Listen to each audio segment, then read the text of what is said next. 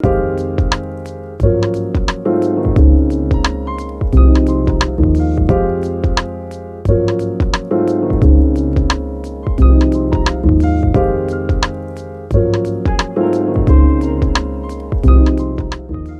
up, guys? So I've really been feeling kind of crappy today, and I just kind of woke up feeling under the weather and feeling like my body's tired, I'm exhausted, but it's such a beautiful day out here that I thought I'd really like to maybe just go for a walk and see what I see, and try to see if there's anything beautiful around me that I can sketch in my sketchbook or do a painting real quick.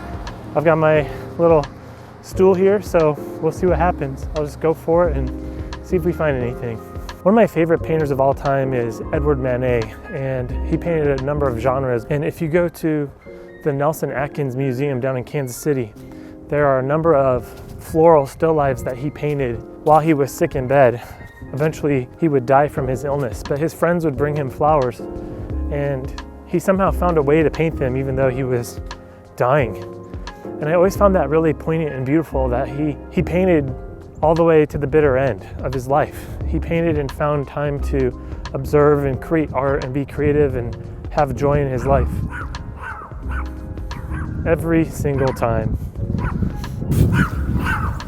He found time and energy, he invented time and energy to paint and to appreciate what was beautiful right in front of him. And I kind of want to do that too. See, I don't live in the most exotic of places. There aren't mountains nearby or oceans or things that you would stereotypically think of as great subjects for creating art. But I also believe that there's beauty and wonderful things all around you if you just look for them. I was listening to Andrew Tischler's podcast when he was interviewing this landscape painter, talking about how he goes for walks just around his neighborhood and where he lives, and paints these beautiful landscape paintings that are often really simple, mundane things. He was describing one of his paintings as actually being like a waterway ditch, but nobody knows that because the way he painted it. And he found the beauty and the serenity in this scene just near his house. And I think that's really interesting. It was really inspiring to me. I kind of want to see if I can find something like that where I live. This is really cool.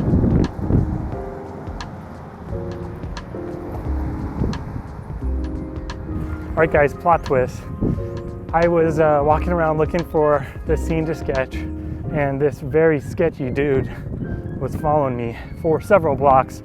I crossed a bunch of streets and ran down to try and lose him, and he for sure 100% was following me. So maybe it was harmless, I don't know, but I know I said I wanted to be like Manet, but just because he sketched while he was dying doesn't mean I want to. So be safe out there.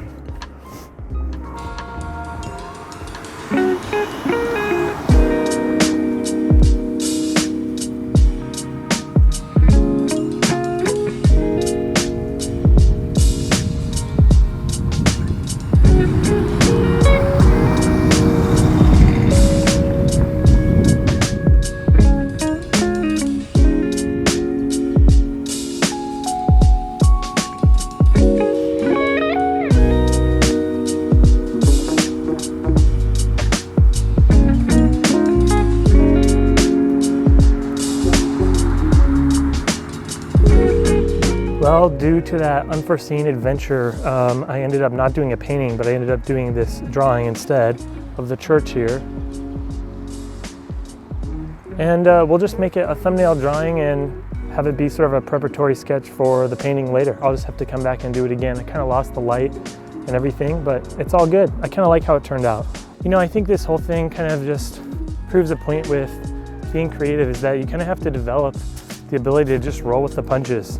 I wasn't planning on drawing today. I wasn't planning on getting followed / chased by some dude. But you know what? I think it's all good. I really like that sketch that I had, and I think that it'll only help me when I want to come back and do a painting later. So there's always a lesson to be learned, and I think that there's always something to be enjoyed. So remember, guys, that you have a voice that matters. Go look for ways to be creative. I'll see you next time. You know what, I totally forgot to mention that I feel a lot better now. I think that run through the city streets really invigorated me. So all in all, it was great to be outside and to get chased.